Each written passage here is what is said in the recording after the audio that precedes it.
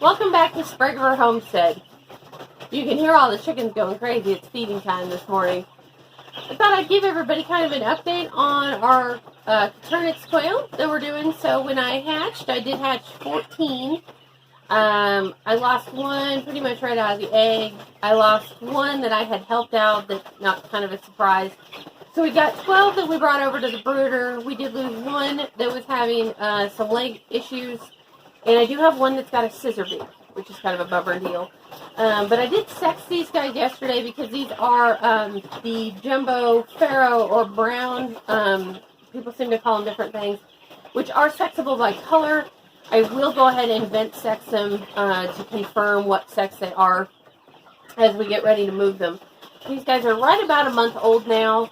And I did get, so out of the 10 good birds that we had, we do have 5 boys and 5 girls. We're going to be retaining all of our hens, and then we've got some, and I'll show them in a minute, we've got some boys that we got from a friend of mine that we're going to be using for some color, because these are all going to be browns. I got some silvers and some tuxedo from her, and then I'll show you the adults and what we did with those fancy little chicken brooders that we got earlier this year from a friend that was doing an estate deal. So one thing I really like about these brown pharaohs is that they're sexable by chest markings. So you see that all the spots. And I am learning as I go with this, right? So I'm in a couple of different groups, but they were telling me that with the browns, you can go by the spot colors.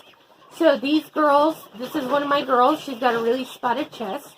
And remember, these guys are juvenile, so you'll still see some spotting as they're coming through. But see how much more solid color that one is? So this is going to be one of our boys. And it's amazing how fast they grow. This is a month, so they're already really good size, these jumbos. And they're really pretty nice birds. They're not real freaked out about anything. But yeah, he's got the pretty little gold chest coming in. And like I said, I've got 5 of these guys. And unfortunately, so we've had them in here right from the beginning. I did put down a puppy pad in the beginning. The floor in this, because I use it for my chicks, all of my hatching birds, it's going to be a 1/4 by 1/4 hardware cloth on the bottom. Now, what I've noticed is it works really well for chickens, but for some reason, the consistency of quail droppings is so much thicker that we get more buildup. So I am spending a little bit more time cleaning the bottom floor pan on this. But they're not going to be in here forever. And the big reason is that they are also living with the last little turkey poult that I hatched, because they're all on that game bird feed. So they're all still in here because this reaches the outlet for the heat pad. So these guys are going to get ready to get moved here pretty shortly. And it's got a slide out tray for dropping, so we can go ahead and do that. They've been pretty easy. In the beginning, you do have to kind of grind the feed for them. We found that the regular size crumbles, the game bird crumbles, are too big for quail. I mean, these guys are like that big when they hatch out. So I got an inexpensive manual coffee grinder for like $7 off of Amazon, put it in there, grind it up. It's worked really, really well, and we've had really good growth rates. I was told by some really great people on one of the Facebook groups that is one of the bigger things that kills a lot of baby quail, other than that and drowning in the water. So that grinding the feed is absolutely critical to make sure these guys are getting what they need. And I know those chickens are really noisy in the background. So that's my hatchlings. These are my guys that I hatched. Let me show you the bachelors. So my girlfriend had 8 full-size adult quail, and they were young adult quail. So it turns out I tease her. She's a world's worst farmer. She gave me 5 males to 3 females. We've got the three females with 2 males in a pen, which I'll show you in a second. It's working. We're keeping a really close eye on them. But it is working right now. I know sometimes they say that's not a good idea. It should be 4 to 5 females to 1 male. But right now, the situation, we're not having any trouble. But she did keep 3 other males for color, because she was breeding for color, where I'm more worried about food production. So we've got these guys kind of living alone in our little bachelor domes. So let me show you that. All right, so these 3 beauties are our bachelors. And this poor guy here kind of banged his head a little bit yesterday. If you notice, he's got some dried blood on his head. I had him out cleaning their pen, and he jumped up and whacked himself pretty good on the roof. They are jumpers, these quail, compared to chickens and other things. They will jump. That was my fault. I should have had something on top of the cage, and I didn't. So he cracked his head pretty good. But so these are the boys. Do not ask me what color they are because I can't remember. I think she said this guy is considered a tuxedo, but I can't for the life of me remember what that guy in the middle is. But they've been pretty cool so far. Most of these guys are pretty laid back. Like, you can pick them up. They don't really care. Gotta love their noises. He's quite the little singer. Usually he's all puffed up trying to impress me, but so they're kind of living by themselves in here. I am kind of swapping them out into a bigger cage because it seems a little small. But for right now, this is kind of working on a daily, evening type basis. They've got water in the back. The feed cups, I am having them stick their little heads through to feed. Quail are really messy. You can see where they're constantly throwing their feed.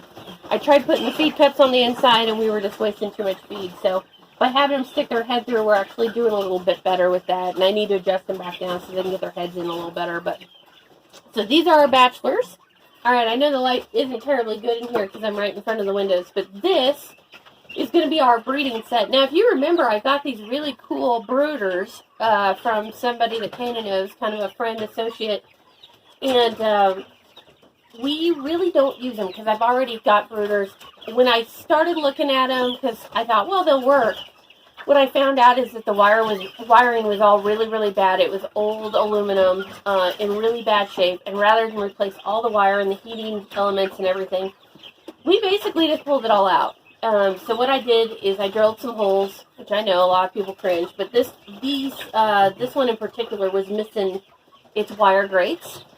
So we drilled some holes, we put some wire and just zip tied it, and then on the top, where it had a solid top to make sure I got more light, it'll probably be a little shaky, but basically what I did is I wired in the top, again, zip ties and some holes, and put some extra rabbit doors that I had, with just a pull clasp, and I did edge off the wire with some edge guard that you can get at rabbit supply companies just to make sure that everything's there.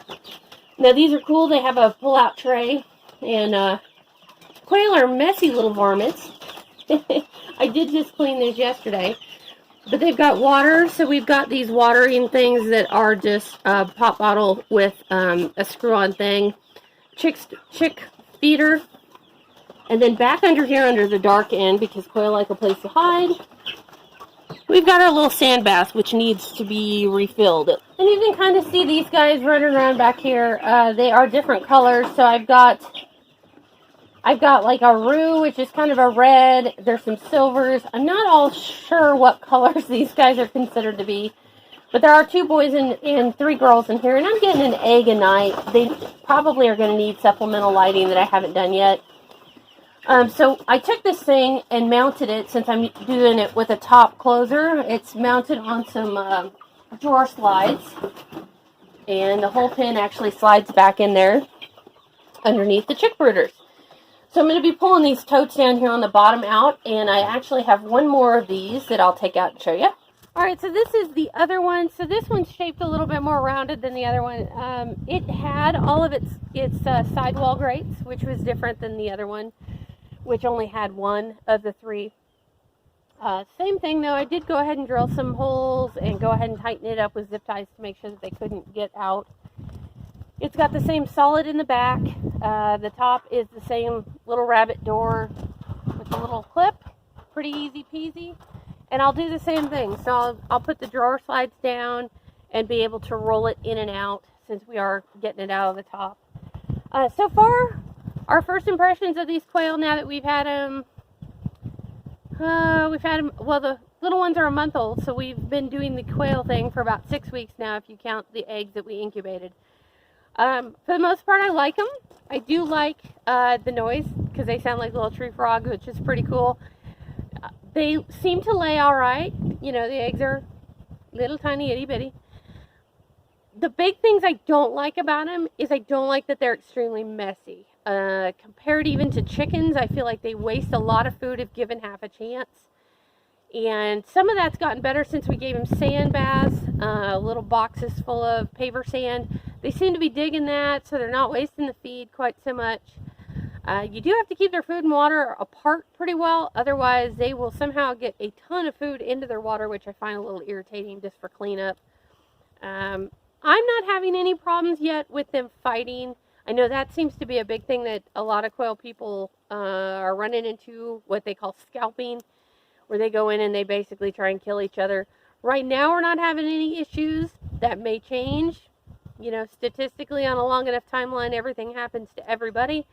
So I think we'll probably have trouble down the road. Right now, we're being pretty cautious and watching everybody pretty close. But when birds turn on each other, it typically happens pretty quick. So the things I don't like past that, I think the browns would be easier to raise. I'm not sure I like doing these colored ones. They don't seem as big as the jumbos do. And I don't know that her colored ones are listed as jumbos. I think they're just listed as Coturnix, which could mean that they're a little bit smaller. This is all pretty new to me yet. If you've got an answer for that, feel free to leave it down in the comments. We haven't butchered any yet, so I don't know, but it looks like the butchering process is going to be pretty easy.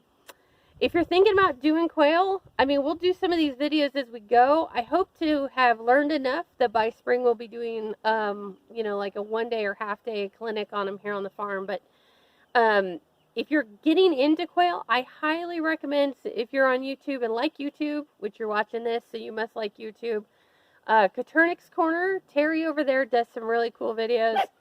That's where I've been getting all my feeding information. He's got some really neat plans on how to build cages with roll-out egg trays. That's the only thing I don't like about these, is that the quail like to lay in the darkest corner, which is all the way to the back. Luckily, the way I made the door, I can reach all the way back there. They're not real flighty. Like, my mom raises chuckers, and I had pheasants when I was growing up. These guys don't seem real jumpy, real, you know, high-strung for being game birds. I kind of like that, but so far, we like them enough. We'll stick with them, and we'll see how they go. And that is kind of our little quail update here from Sprague River Homestead. If you have questions, comments, concerns, if I'm an idiot, whatever, leave it down in the comments, and I may get back to you. I may delete you. We'll see. That's it for today, and we will see you next time. Happy homesteading.